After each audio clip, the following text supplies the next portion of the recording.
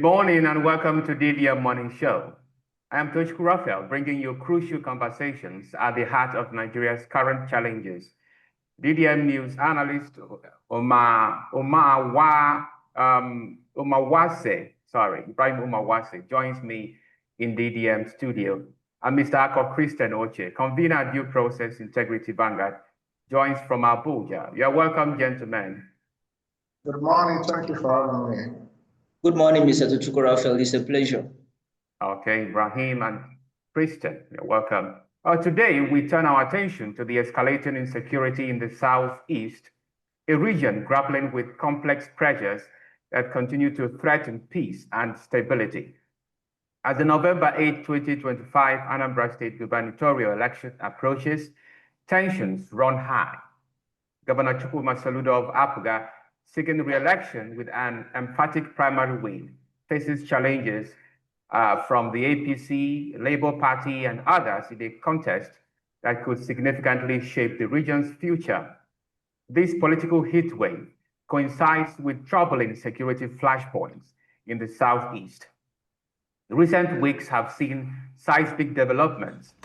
Simon Ekpa, a prominent pro-Biafra agitator, has been convicted in Finland and sentenced to 6 years in prison for terrorism-related offenses, including supplying weapons to armed groups and inciting violence. Meanwhile, Nnamdi Kanu, the detained IPOB leader, remains in custody, with court-rejected petitions for his transfer to Nigeria's National Hospital amid health concerns.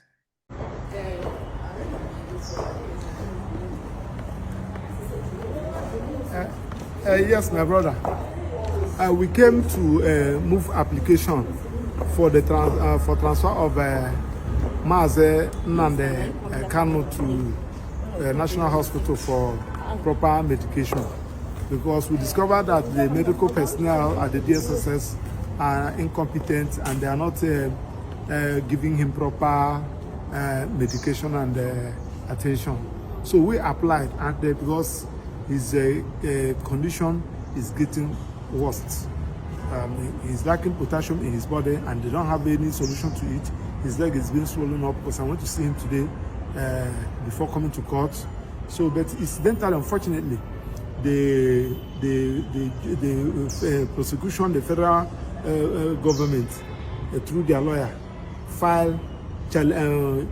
countered our motion by filing 37 paragraph affidavits opposing our application for him to be transferred to National Hospital for proper medication. So the judge said today is the last day of his sitting as a vacation court, because the vacation is going to end today. That is going to send the file, the motion to CJ, for the CJ to reassign it to the substantive court who has been handling the matter, Honorable Justice James Omotosho. So all our efforts to let the judge at least make that consequential order. In fact, most of the times you don't even need a motion, formal motion. You can do it so much that the judge refused. And the question we are asking is that why should the federal government object the application seeking the leave of the court to an order of the court for Nnamdi Kanu to be transferred to National Hospital for adequate medication? Do they want Nnamdi Kanu to die? Is it not a living that will face trial? So this particular issue is really giving us concern. Nnamdi Kanu is somebody that is facing trial, and somebody who is facing trial under Section 36 of the Constitution is presumed innocent under the law. So it's a very frustrating situation, and we continue to pray, we continue to believe that the necessary thing should be done. We are going to follow the file up and to ensure that the file is listened to the court who has been handling the matter, and see whether it can give us a date for that motion to be heard before 10th. That is where we are, and that's the update I said let me just give you. So he said that I should greet you people, lovers of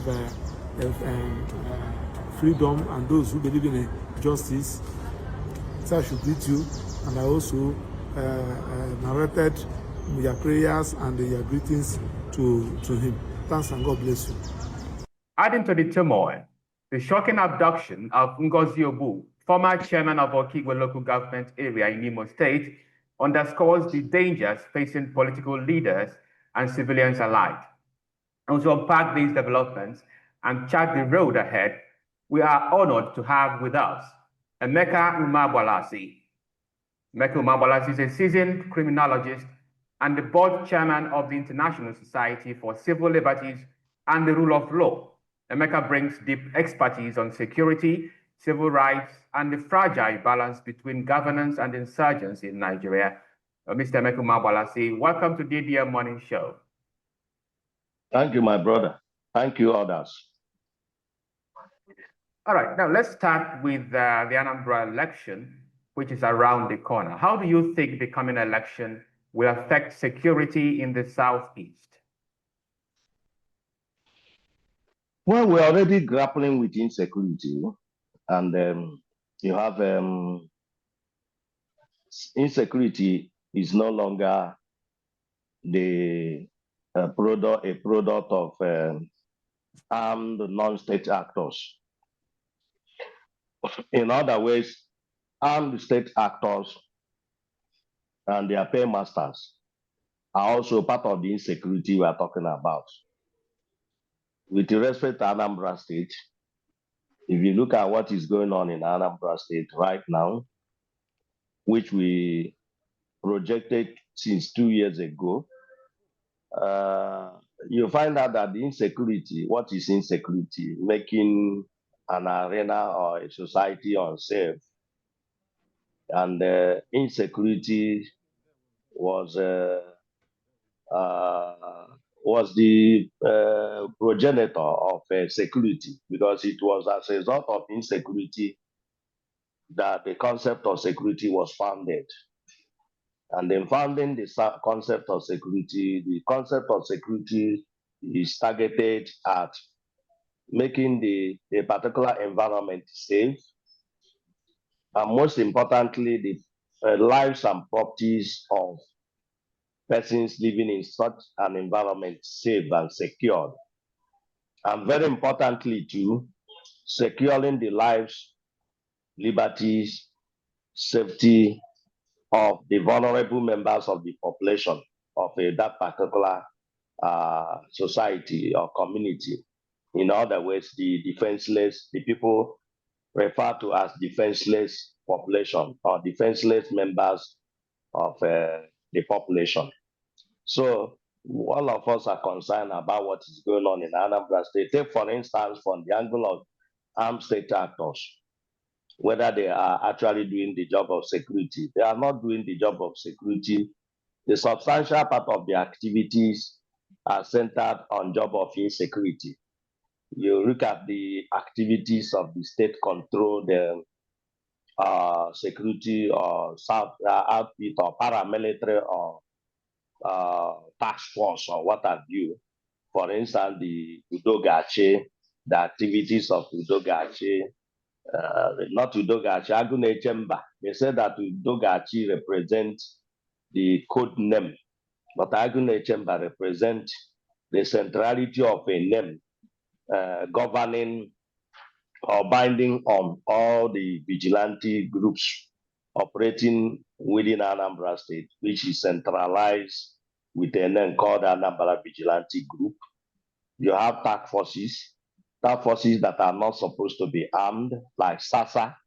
All these people that say they are managing environment, they are decongesting road, they are not supposed to be armed. But if you look at their squad, you see that they are armed. Why would you arm those that are used to decongest road? Those who are congesting road, are they armed? The answer is no. You look at the anti-tout, the so-called anti-tout of the state government. Are they supposed to be armed? They are supposedly created to be going after all these Aboro people at the road market, parks and the market and other places. But you see them being armed. So these have escalated this insecurity in the state. You have killings here and there, brutality here and there, or brutalization here and there, and what have you. So all these things have been congregated and aggregated to form the centrality of insecurity as we have it in Anambra State today, particularly as you said, ahead of the November 8th governorship election. So all is not well. Then you're talking about the former security operatives like soldiers, police. You ask yourself, are they also solving the problem of insecurity in the state? No. If you want to check out, just do a random sampling or road a field assessment. You will see they are stuck in trade, collecting money, brutalizing people, looking out for those who are carrying cartons of drugs and what have you and the other, even collecting money from Ogo, petty traders that Soludo declared that are not taxable. They are collecting money from them, women who are struggling to survive. If you know the amount of money that parents spent in this outgoing September on school fees, you will mercy for them.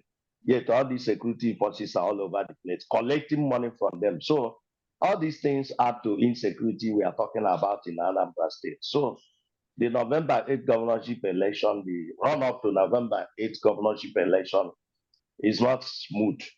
It's very, very, it's facing devastation and a lot of danger, so to say.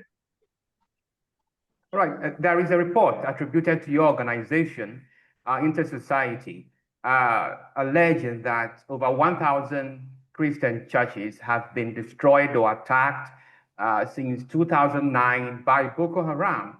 I don't know the veracity or to what extent this allegation is true, but how did you come about it? And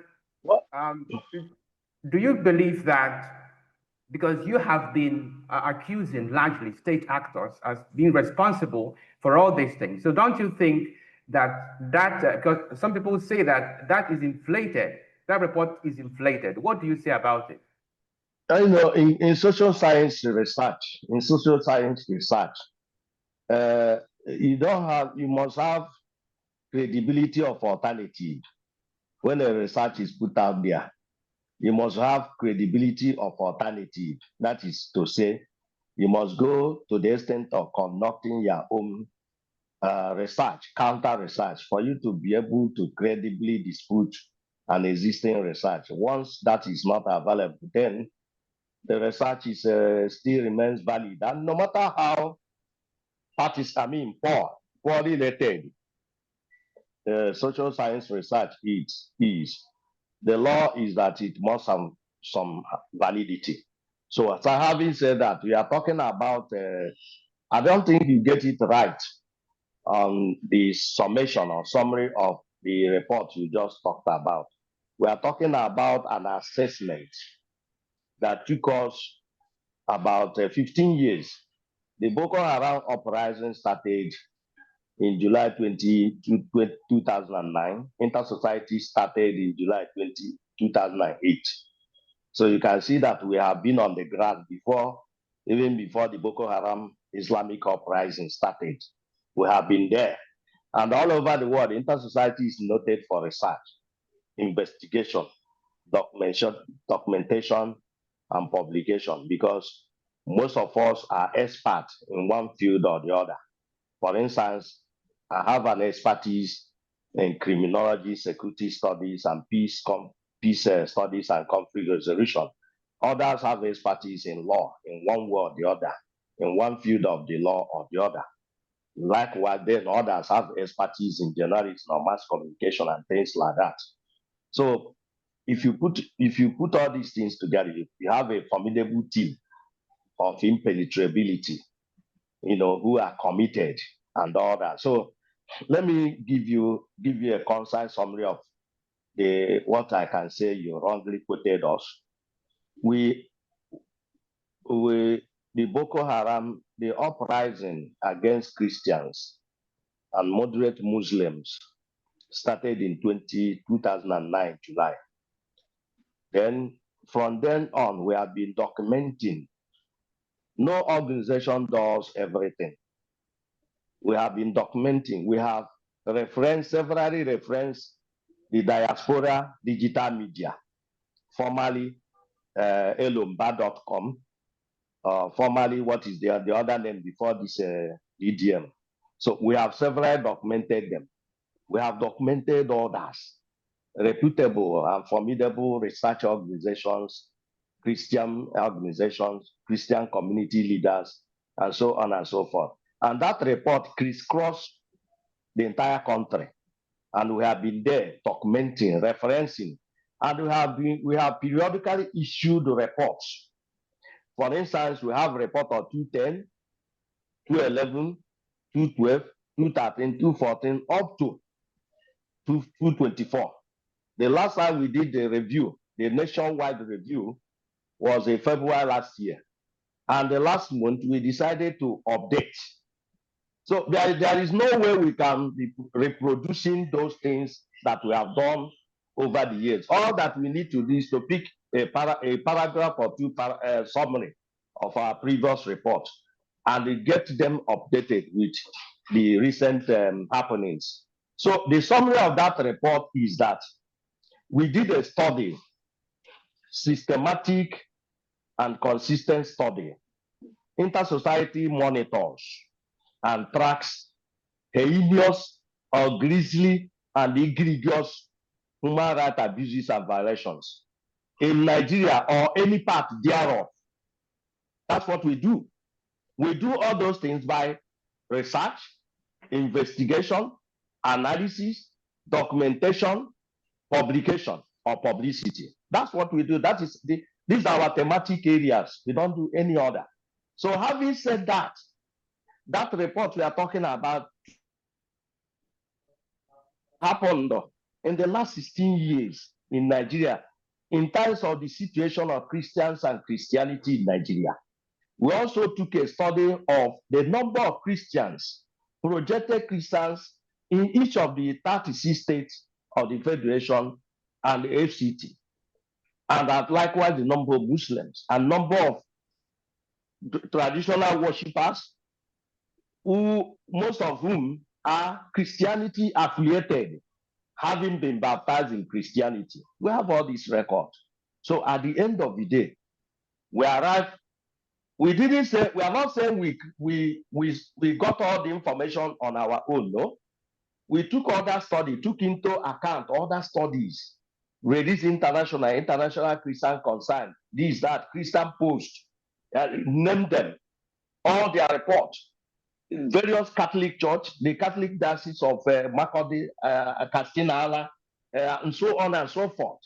The international media, the international research institutions, organizations, diplomatic arenas, and what have you, credible government sources, including sources, security, the forces credited to the Nigerian security forces, and so on and so forth. At the end of the day, we establish, after congregating and aggregating them, we establish using the allowed international best practices contained in matters of social science research, like approximations and estimations, and also what we refer to in criminology as dark figures of crime.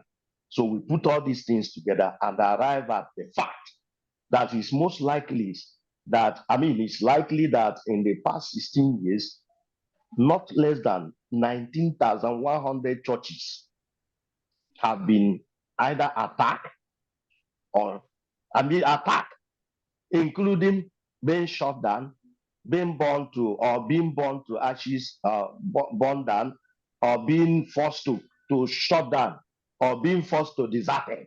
All these things are categorized under attack. That's our finding. Then we also went down to break it down, the severely affected states.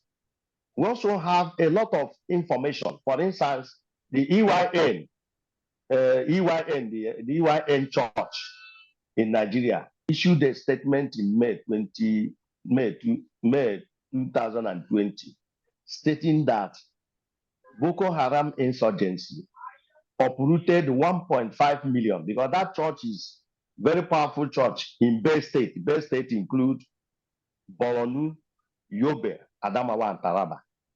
That the Boko Haram uprooted 1.5 million of their members. that out of 276 Chibok girls, over 250 belong to them, to their church. That 150 something out of 200 and something of their churches were shut down. That Boko Haram killed 8,370 of their members, including 23 of their pastors. That tens of thousands of their members were abducted and have not been located till today. And so many other statistics like that, including statistics from Open Doors and so many others like Catholic Church, Catholic Mission in Nigeria, and what have you, what is Ekpa, and so many of the Coasting Church. All these things put together. We now divided the 19,100 by 16, that is 16 years, and arrive at approximately 1,200 churches a year as having been sacked or attacked and what have you. We further divided 1,200 churches a year into 12 months and arrive at 100, which is a simple mathematical arithmetic as you can capture. Then we now further divided the 100 into days to be able to establish the number of churches attacked in the past 16 years on daily basis. We got it at more than 3. We put all these things together. We also added the fact that in Eastern Nigeria, that is talking about Southeast and South-South, that not less than 1,000 churches belonging to, I don't call them white garment, I call them white clothing churches. They are a member of Christian Association of Nigeria, and their central name is Organization of the African Instituted Churches and the allied orders. That security forces, police crash squad, army and what have you, attack not less than 1,000 of their churches and have them burned down, sacked, raised to dust and what have you. In the past 4 years, actually the attack against all these set of part of Christian churches started at Obibo in October 2020, where not dozens of their churches were raised down. Why? The question is, why did the security forces decide to go after those churches? Now look at this permutation, look at this false narrative of the security forces, which is one of the reasons why they are killing our people, destroying what have you in the south, in the east, or in the north, name of providing security. There is this conclusion, false narrative from security forces, that since Nnamdi Kanu and the IPOB are, how do you put it? Embrace or profess Judaism religion. Therefore, that is a theory, that is their own permutation. Therefore, any church, any white clothing church is potentially belongs to, is associated with Nnamdi Kanu and IPOB. It is on this ground that these people went haywire, burning, destroying, and what have you. They also tag those churches as training ground, IPOB training ground. Now, this is without a very defined, a very clarified, a very well investigated and incontrovertible evidence. Nothing. Just in criminology, we refer to them as this thing that I'm telling you as mass criminalization and forced labeling. And our criminological teachers in the university told us that these two are more dangerous than killings and abductions themselves. So that is, I just want to let you know what happened. The same thing they are doing to all these traditional worshippers, believing that, every herbalist in the East is a supplier of charms to IPOB. And based on that, you now have this mass criminalization, class stigmatization, and forced labeling and hearsay conclusion, under which they go about killing people. Thank you very much, Mr. Emeka, for this in-depth analysis of the statistics. But I must say, I belong to northern part of Nigeria. Clearly, I'm Ibrahim Umaru. I belong to the North Central. And I have issue with some of the way you label the statistics. First thing first, I'll begin by saying the idea that Boko Haram started with the sole intent of, should I say, wiping Christianity in northern part of Nigeria, I think is at the best misleading. Because at the same vein, I can give you a statistics of number of mosques that Boko Haram attacked, and they initiated their attack by killing two most prominent Muslim scholars in northern part of Nigeria. And as an expert, I believe that whenever we stereotype or label a particular group of people, it is a kind of justification for them to be looked by others as the problem. Let me clarify. I'm getting to my question. I'm getting to the question I want to ask you. Let me clarify on this before you get to your question, because it is important. If I do not clarify, it will, everybody, the viewers will swallow what you say. You know, and we are dealing with a particular question that was thrown to us. A particular question. We are not here, we are not, nobody, there is a report. If you have read that report, I'm sure you have not read that report.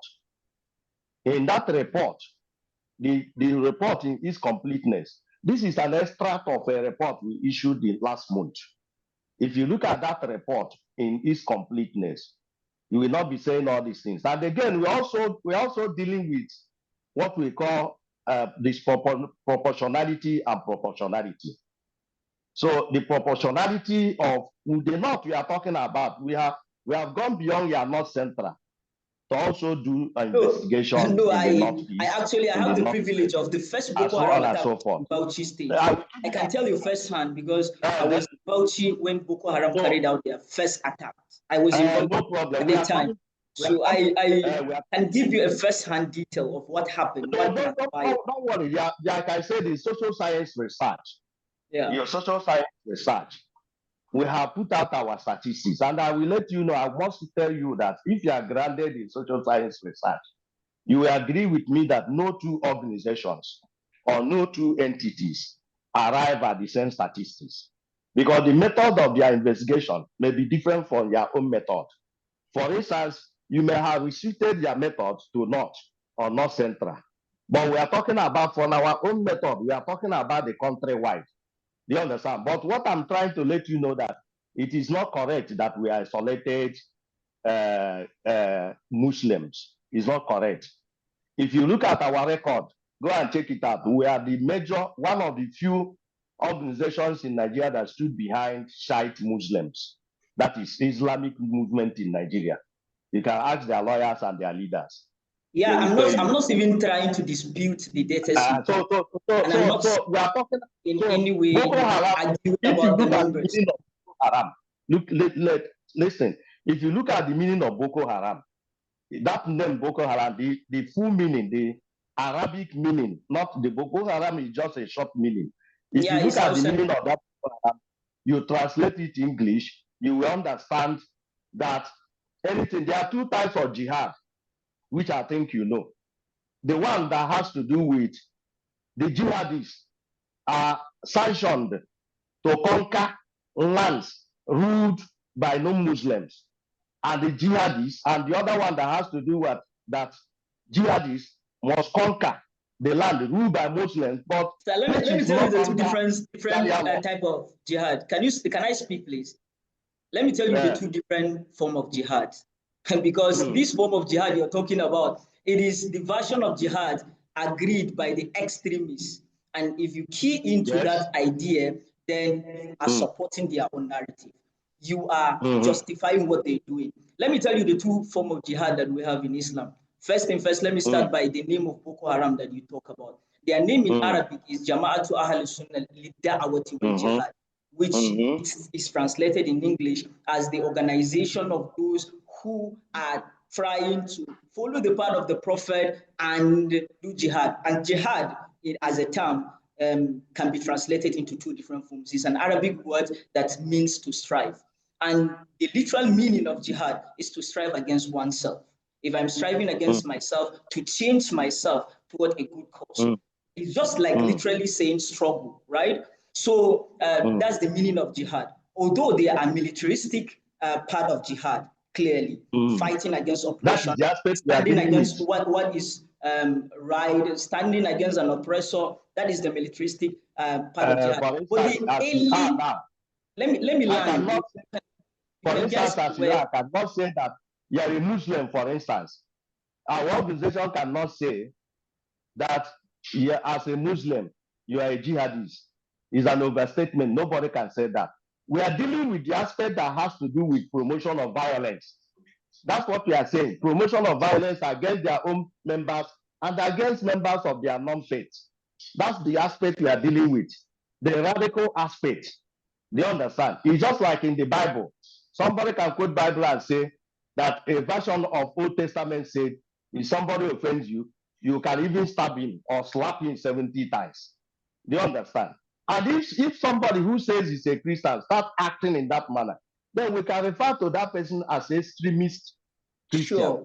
Sure. That's as an extremist Christian, the person can face punishment because that is not what the person ought to have done. You understand? So the point I'm trying to make here is that if you have studied that report in its completeness, you will understand that we use the word liberal Muslims, violence against Christians and liberal Muslims or moderate Muslims. Not every Muslim is violent. But if you listen to me, that's the point I am even trying to reach. That is already contained in that report. The term moderate Muslim or liberal Muslim is actually demonizing the religion of Islam. That's what I want to underline. Well, that one is your own opinion. If we cannot use that word, then what word are we going to? You can say Muslims and extreme Muslims, I believe is better. When you say Muslims and extreme Muslims, but when you say moderate Muslims, that means you are practicing the religion in its totality. You are really an extreme. And this is a misrepresentation. No, don't worry about the presentation. Like I said, it's a science research. You have expressed your own opinion. And I'm glad that at the end of the day, you understand where we are going to. Whether you use the word extremist, or you use the word liberal, or use the word moderate. No, I don't accept the word liberal or moderate. Muslims and extreme Muslims, they are extremists everywhere in the world. So if you use the term Muslims against Muslims and don't worry, you cannot force yourself. You cannot force yourself. All right, Mr. Mecca, can I speak here? Now, you see, why we are here is to educate. We seem to have somebody asked a question. The topic of this discussion is the insecurity in the Southeast. And maybe the person now saw our report and mentioned, remember, the person mentioned 1,000 churches. And those 1,000 churches are restricted to the South, South, and Southeast.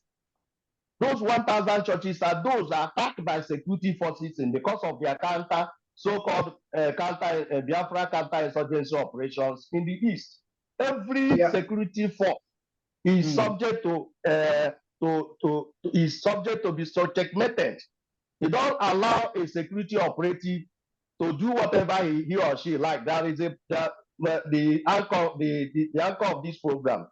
We just liberated Ebuoma in Oguta local government area from the terror inflicted on them by a local vigilante from Uri in Anambra State. Can you imagine that?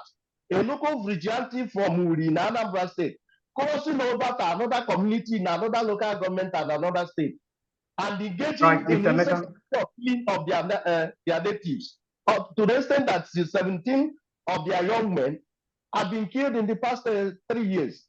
So that is the essence of our being here.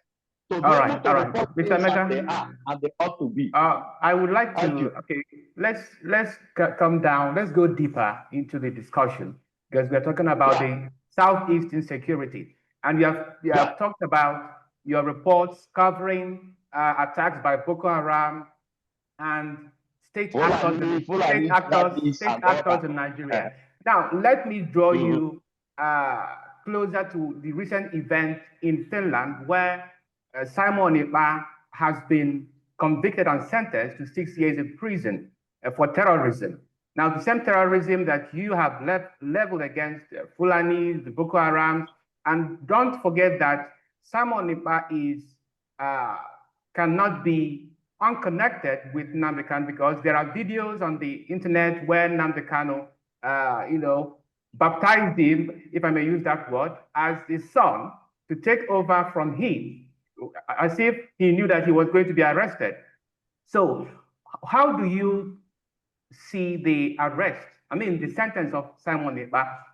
Do you see it as vitiating the argument that Nnamdi Kanu, might be, victorious, or might be, free from all the charges? What do you see? How do you see the conviction and sentence of Simon Ekpa? Our concern as a frontline civil society organization is to have an independent assessment of what is going on in our society. That is the reason why civil society organizations are allowed to carry out their activities in war-ravaged country or society. Because under the international order, laws are put in place. For instance, the Geneva Conventions of 1949, which is mandatory for any member state that aspires to be a member of United Nations, has outlined all these things. The circumstances of that are to be policed in situation of warfare, and circumstances that can be policed in situation of non-warfare, or under a situation of civil violence or turbulence. Now, talking about what is going on in the Southeast with respect to pro-Biafra, we are restricted to the laws that are put in place in Nigeria, laws are put in place under the United Nations.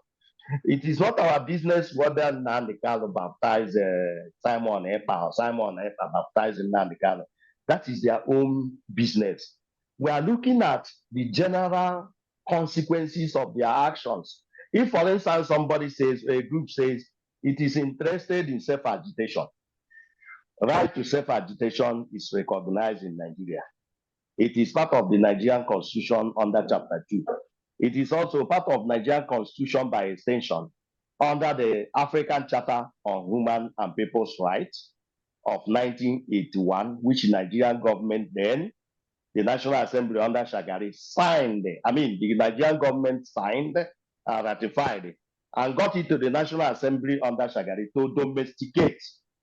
So all these things are an integral part of our law. So if somebody is saying that is engaging in self-agitation, it's a welcome idea, provided that the processes are tailored in line with international best practices. Under United Nations, listen, okay. Under United Nations, if you are engaging in self-agitation, the United Nations recognizes non-violent self-agitation.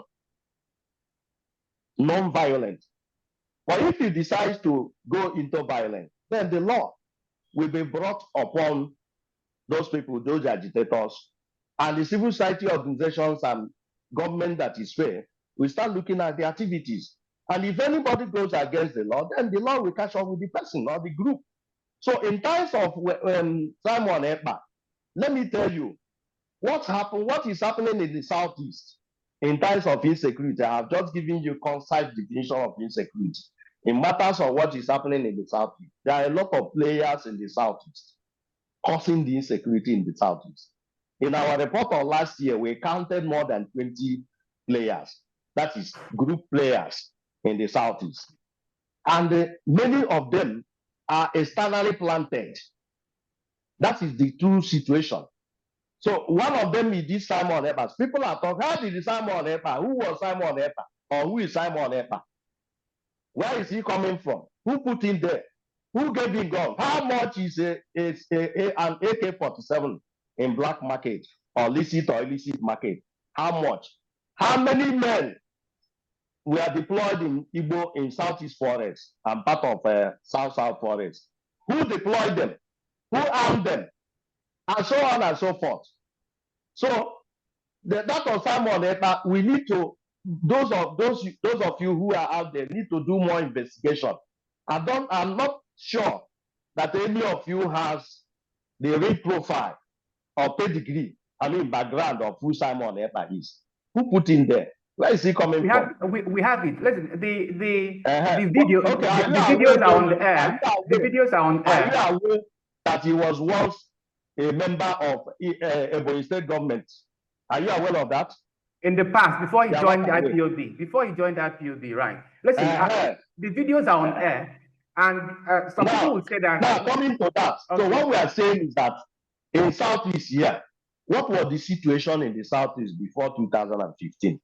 In every society, you have what we call in criminology. In criminology, which is classified, you have white collar society, blue collar society. Southeast is relatively blue collar. And in every blue collar society, you have high incidence of crime. You have high incidence of crime because of the society is transactional, catch carriage and what have you. So, but before 2015, what was the percentage of insecurity like in the Southeast? So that is the question. So for you to be able to understand what is actually going on in the Southeast. So we are not operating the way others operate. We have our facts and figures. You may not like them, but we have them intact. And the report we have from our field investigation are not, are entirely different from a departure from how people, for instance, the big players who are causing this insecurity in the Southeast, nobody is mentioning them. Nobody is mentioning them. Mr. Emeka, I want to ask you including some ex-governors and serving governors. It's like Boko Haram and all these Islamic insurgencies in Nigeria. They are big players. Nobody is touching them. What is going on in Nigeria in terms of insecurity is not insurmountable. It is something that can be solved in a question of 3 months. If the big players agree or take a decision that, look, enough of this insecurity. For instance, the Fulani herdsmen, the jihadist Fulani herdsmen, it doesn't take 2 months or 3 months to solve their problem. You understand? So that is so. There's no need of a flooding issue or insecurity. In the Southeast, who are the cause of insecurity? Who are the big players behind insecurity in the Southeast? Now, and you think the big players are state actors? Now, let me come. If you look at, for instance, security forces that are deployed here, look at their pattern. A situation where you come to Southeast and say every crime in the Southeast is associated with IPOB ESN. That is wrong. It is even wrong criminologically. Because if you say that, that means you can't control, you can't say that in a zone or region that is blue collar oriented. I hope you understand what I mean by blue collar and white collar. When you refer to white collar, incidence of crime in white collar is a situation where bank robbery, digital criminality is very high. But when you talk of blue collar, you talk of where cash robbery, that is a physical robbery in terms of extortion and what have you. Let me give you an instance. A policeman that is posted in Enugu, for instance, and the stations on the road to check the passers-by, and it happened that about 10 civil servants passed him in a question of hour or in a day. Then, and you see the policeman demanding for 200 naira. Do you think it will be possible? It will not be possible. What those civil servants will do is to make sure that their vehicle papers are okay. It is not possible because the civil servant you are demanding, you are asking to give you 200 naira bribe. Maybe a kind of civil servant that only has about 1,000 or 800 naira in his pocket, in his or her pocket, which has been detailed. The expenditure of that 800 naira is already detailed. So where will you get the 200 naira? But if it is in Anambra or Abia or whatever, you get it. So I hope you are getting the point. Yes, I'm getting the point. I wish we had more time because this discussion can never be exhausted today. But let me say this. When it comes to the North, you say that state actors are largely responsible for insecurity. You mentioned Boko Haram, the Fulani herders. Why not say why not say the same thing when it comes to the Eastern Nigeria? We have about 20 of them, for instance. We have a non-state actor, for instance. We have We have these counterfeit Biafra agitators. Counterfeit Biafra agitators. You have independently instituted street criminal entities. All these kidnappers and what have you. You have jihadist Fulani herdsmen. You have those from Niger Delta. All these mercenaries from Niger Delta, including those loyal to Asare Dokubo. And so many others like that. We counted about 20 in terms of non-state actors alone. No?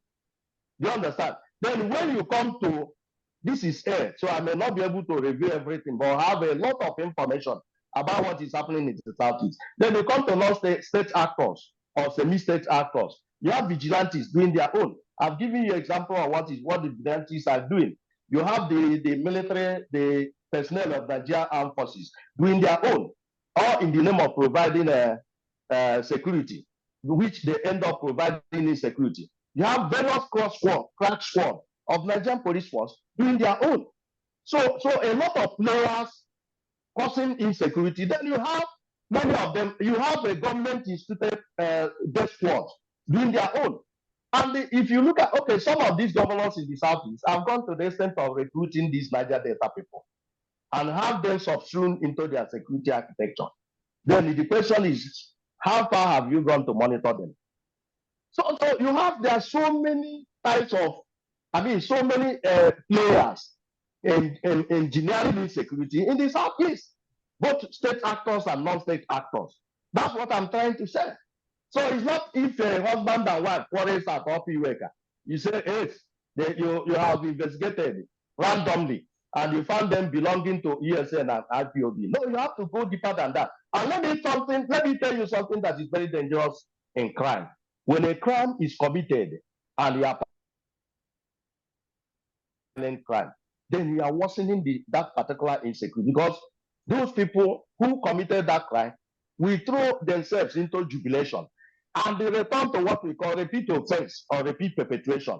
Whereas those people you forcibly label will pay for the crime they didn't know anything about, and that's worsening the insecurity because you have not been able to arrest the particular squad responsible, and they will go on and to cause more havoc. That is what is happening in the Southeast and also substantial part of the South. All this Niger Delta demobilization is a fallacy. Nobody has demobilized anybody. They are still doing a lot of odd jobs and what have you, crossing into Southeast, going back to the South. But we don't have the players we have, the commanders we have, the security chiefs we have. They seem to have been sent here with a scripted this thing to be able to say, whatever, blame it on this thing. Fulani men are busy kidnapping people, terrorizing, and all that. Nobody is talking about how many times have you had security forces deployed in the east or southeast and south, parading Fulani men, caught, terrorizing members of the public. And how many times have you had any report from them? Nothing. All right.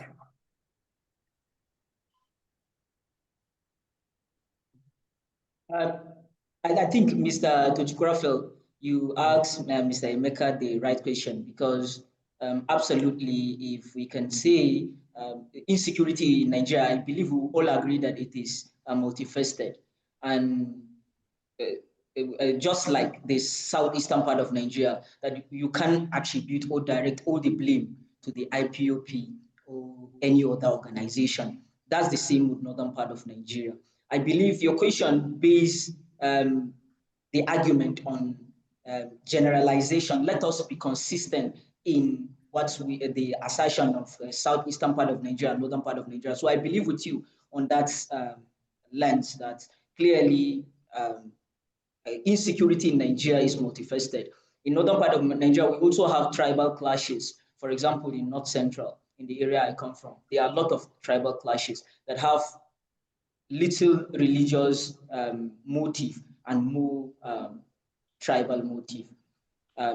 That's my contribution, Mr. Tochikurafel. All right. Let me ask you a definite question. Do you think that the sentence of Simon Ekpa will reduce insecurity in the Southeast? Not completely, address it, but reduce it to some extent. And what do you think about, Nnamdi Kanu's continued detention, especially as the court has denied him access to national health, concerns? Thank you so much about Simon Ekpa. You know, those that know Intersociety know that we don't spare. So in terms of Simon Ekpa, I boil down to what I said before. You look at the accelerated nature of justice in Finland. You look at the interval between which he was arrested, detained, and taken to court. You look at the fact that before the arrest of Simon Ekpa, the Finland security, justice department or authorities and what have you, already have evidence, strong evidence against him, to nail him. He may not know that they started monitoring him digitally and what have you offline over the years. And once they have sufficiency of the evidence, they pick him and take him into detention. Now, a question of, he was arrested last year. Question of under 1 year. The court gave the verdict. And so be it. So that is what we are talking about here. Go after, use the resources available, the skills available, and what have you, and be able to assemble correct, correct intelligence, correct information against any member of the public accused of committing a crime. So it's a very good, nobody can question the law of Finland. They convicted Simon Ekpa based on the validity of their law. Right, Mr. Emeka, because of time. I'm trying to answer your question now. With respect to Simon Ekpa, he has been convicted and he has been convicted. Then after, an impact of that conviction on insecurity in the Southeast, well, at least certainly there will be an impact. But at the same time, the root causes, the root engineers, players behind this, the Simon Ekpa and what have you, have not been uprooted. And since they have not been uprooted, I don't see the possibility of, the aspect of the insecurity generated by Ekpa and his men, or his people being fizzled out. So we must have to go deeper to be able to identify those who put him in that place, who got him to start doing what he's doing. How much does Ekpa earn to be able to buy thousands of AK-47 that he sold at over 1 million naira in Nigerian market? According to some people, Simon Ekpa inherited ESN from Nnamdi Kanu. When Nnamdi Kanu was arrested, Simon Ekpa inherited ESN and later renamed it to Biafra Liberation Army. So, and when Nnamdi Kanu established ESN in December 2020, he armed them. So, don't you see a connection between the two? Certainly from the record available. We don't speak the word that speak. But since you are forcing me to speak, to throw more light on that, if that is not correct, entirely correct. Yeah, there was a synergy between Nnamdi Kanu and the Ekpa you are talking about.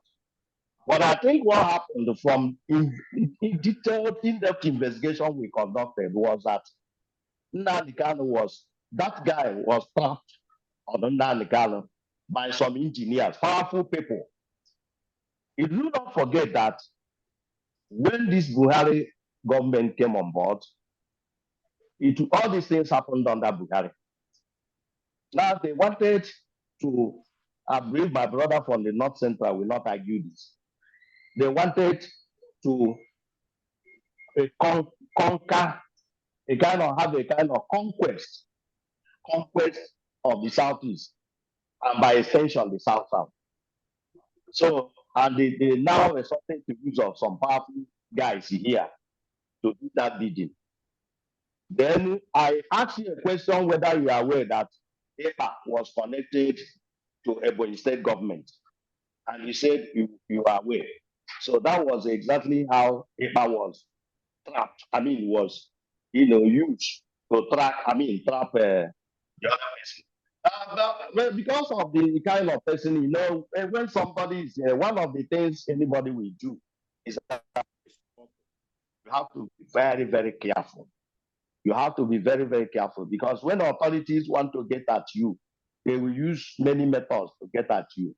So, Nnamdi Kanu, I believe, from our investigation, I am telling you from our in-depth investigation, was strict.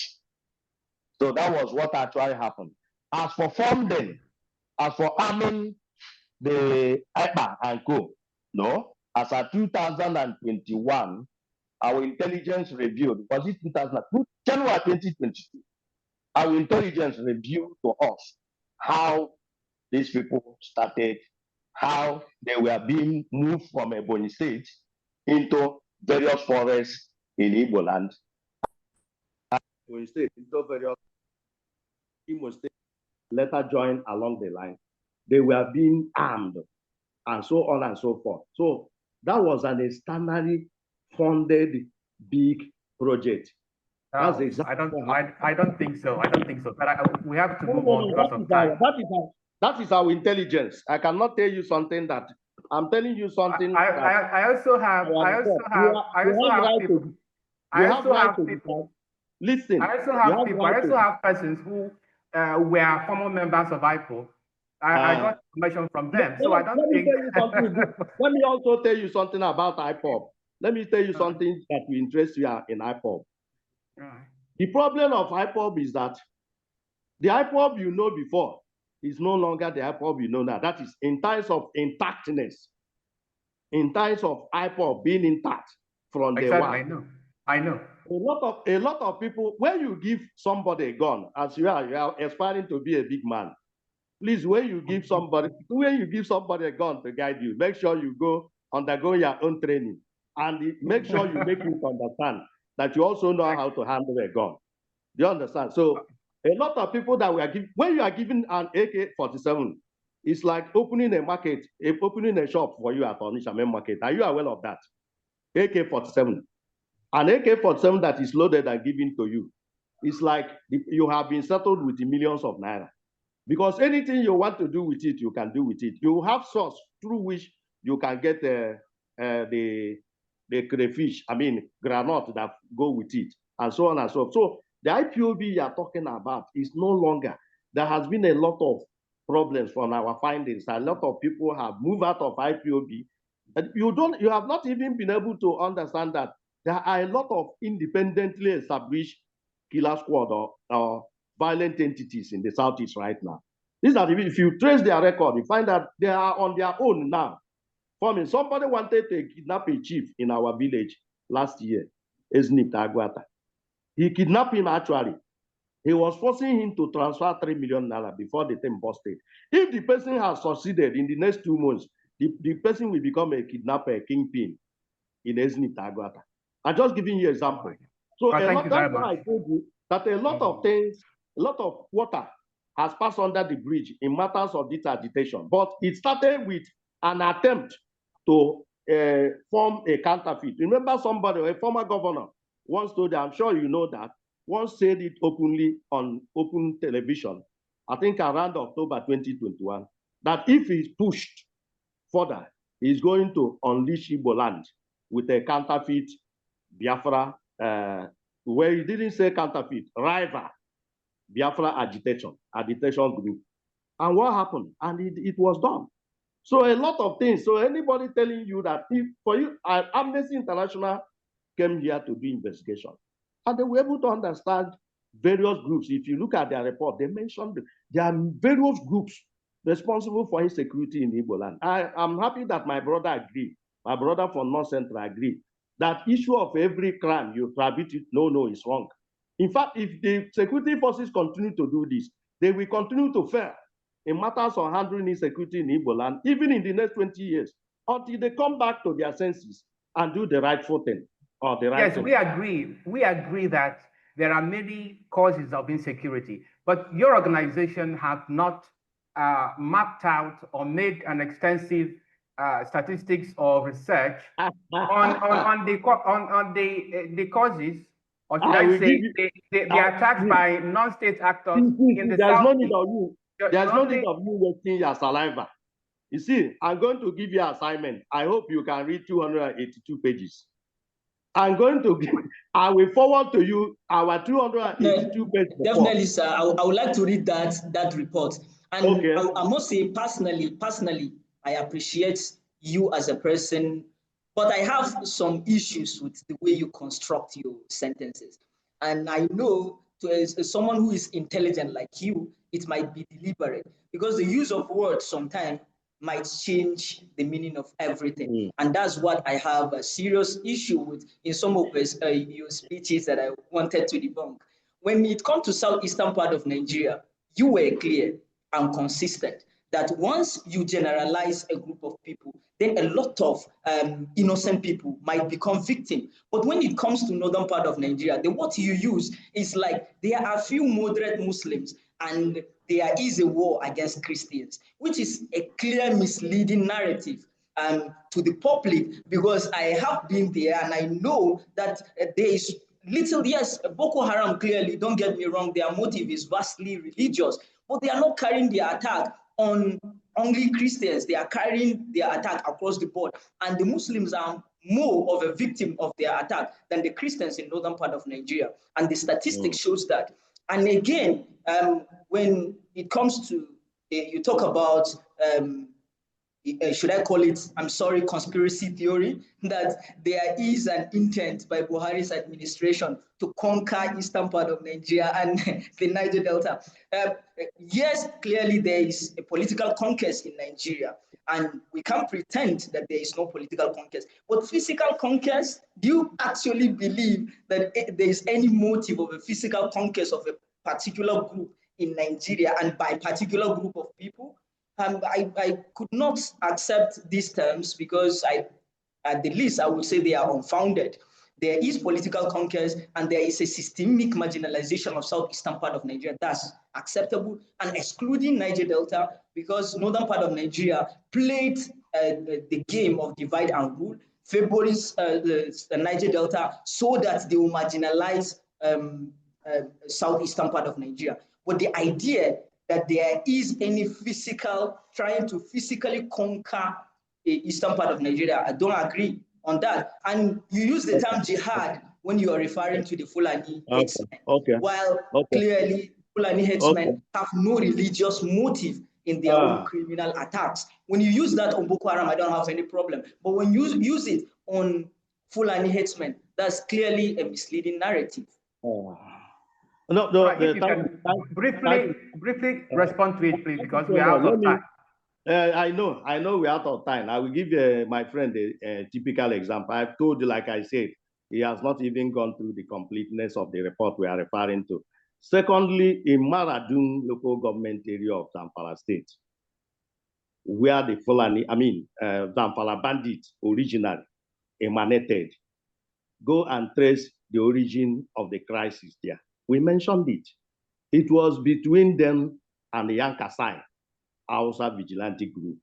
So we don't have enough space to. So what I'm saying is I just pointed out this thing to be able to tell my brother that even in social science research, any intellectual work, a standard intellectual work has 8 stages. And one of the critical stages of standard intellectual work is criticism. So he is right. He has right to agree or disagree. If he has not criticized any work, then he has not started. Do you understand? But what we are saying is that you can only credibly criticize a work when you have gone through the report thoroughly. Just like what you just said now, you mentioned something and you said we didn't even disclose the sources. I said, because you have not read our report, that I'm going to I have your WhatsApp. I'm going to send you the electronic version of our report, 282-page report. The title is Ocean of Innocent Blood Flowing in Eastern Nigeria. When you go through that report, it's empirical, it's very, it was well written. Solutions, everything, causes, remote and immediate causes, the players, you will see all of them. Vigilante had their own, military had their own casualty, because any killing that is outside the law is unlawful killing. Do you understand? You have all these things, Fulani, Ekpa, Niger Delta, all of them are there. I would love to, because if an organization that preaches holistic research like you should sideline attacks from non-state actors in the Southeast, that means that should not be trusted. It is not genuine. But since you said you read send the it now, report, you are still jumping into conclusion in a report you have not read. Until you read it, I believe that we will have another space, another time, next time. So by then, you must go through the report. Personally, sir, I would like to invite you on my own show. I would like to invite you on my own show because I like your energy, the way you put things. Actually, the only problem I have is your use of words, but actually, I appreciate you as a person. Yes, we really appreciate you, Mr. Emeka, explaining everything to us to understand. No, it's okay. It's okay. So you let me know your WhatsApp so that I can give you also that of Eastern Nigeria for you to be able to read. You understand?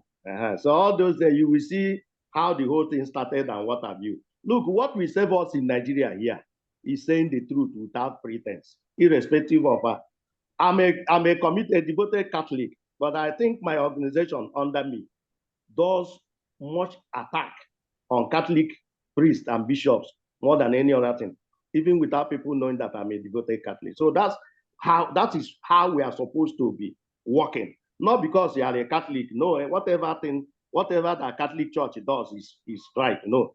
If we continue to do that, we will not get it right in this country. Exactly. Thank you, Mr. Emeka Umabolasi, criminologist and head Intersociety, otherwise known as International Society for Civil Liberties and the Rule of Law. It is nice to have spoken with you. We are glad to have you, and we hope that we will have another session for another exciting topic, or maybe we'll continue with the same topic next time. So thank you very much for your contribution and time. And there is also a breaking news before you left, sir. And maybe I know I'll be the first person to break it to you. Yesterday, these Fulani headsmen, they attacked a mosque in Zamfara and adopted more than 50 people and killed a lot of people in the village in Zamfara. Okay. Send me the news now, no problem. All right, no problem. No problem. Thank you. All right. Yeah. Mr. Christian Ako, let's have your take in on what we have been discussing. I know your organization also advocates for justice, fairness, and religious, freedom. So what do you think about the insecurity in the Southeast and by extension, Nigeria? What is the cause and what can you largely attribute it to? Is it state actors or non-state actors or a combination of, do they have an equal share? Well, I want to appreciate the guest in the studio. He's made a lot of revelation. Like he has rightly pointed out, social sciences research is so blunt and so realistic. It's not built on emotion. It's built on facts and figures. And he's done justice to that. There's nothing much for me to say. I only want to appreciate him. But since you want me to have a comment, I will buttress further that the insecurity as we have it, be it in the Southeast, South-South, North, Middle Belt, what have you, is allowed by the government. The government is the chief promoter of insecurity in Nigeria.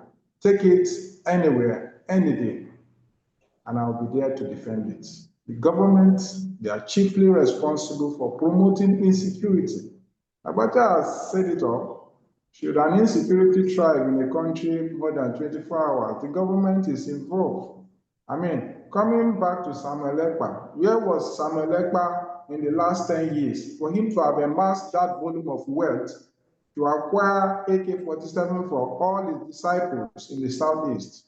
Where was he? How did he achieve all the financial muscle to be able to do that? Remember, he's not even living in Nigeria, far away Finland. What are the connection line? What are the communication line that he's using to communicate the downline? So these are the things we should be looking at. The government cannot excuse ourselves from this whole indictment. That's my summation. Thank you very much. It's nice speaking with you. Viewers, this is where we come to the end of DBM Money Show today. I hope you enjoyed the program. If you did, do not hesitate to hit the like button, make your comments on these topics, share this video widely, and subscribe to DDM TV. We'd like to thank once again our guest, Mr. Emeka Umabalasi, DDM News analyst Ibrahim Umbawase, and Ako Christian Oche, convener Due Process Integrity Vanguard. Thanks for your time and contribution. I hope to see you some other time. Viewers, it's from me, Tochku Raphael. See you tomorrow for a fresh edition of DDM Morning Show. Bye-bye.